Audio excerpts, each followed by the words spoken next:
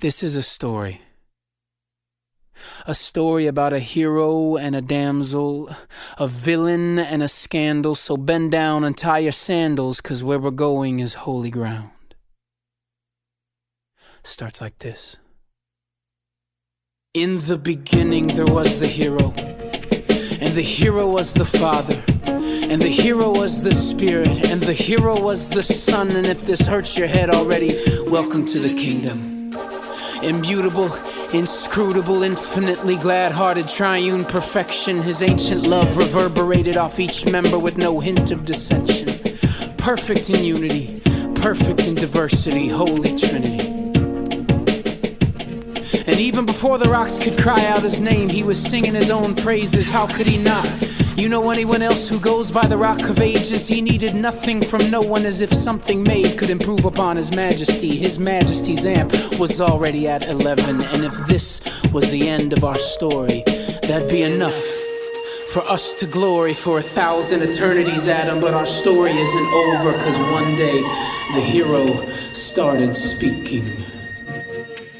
And when he started speaking, things started being.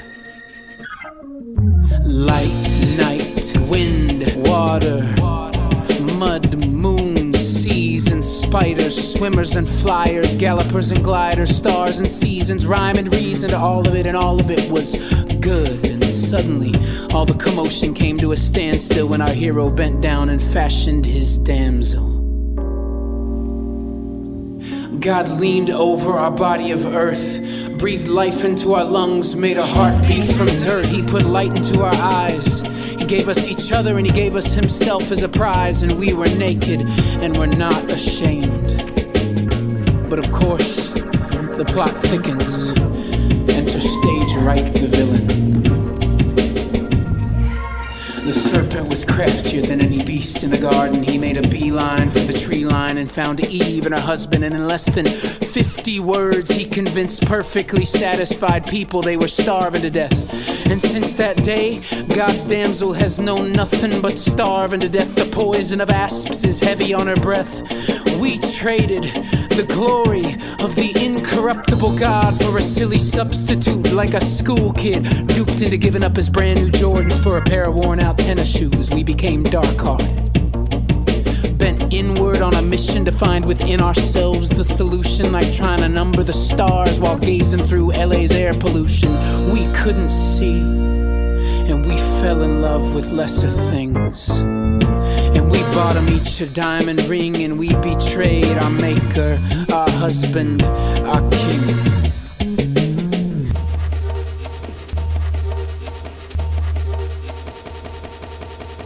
We looked around, but there was no more villain to be found. He crawled inside of us like a virus, rewired us, and now the damsel is the villain as well. We tied our own self to the train tracks. The horn blows and careening toward us is 10,000 tons of God's wrath. Sounds so loud you could barely hear the screaming chorus.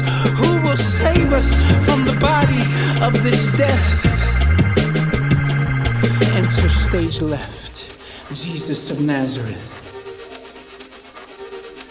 The Word became flesh and dwelt among us.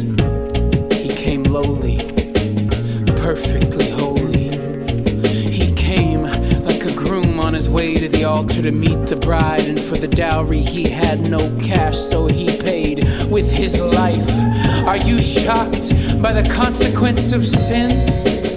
Be more shocked at the mercy of him.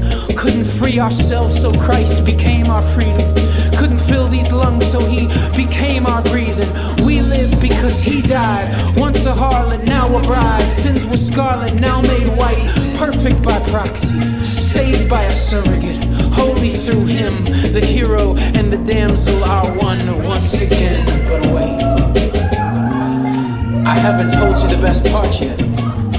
See, as if there wasn't enough here already to impress you, the best part about this story is true.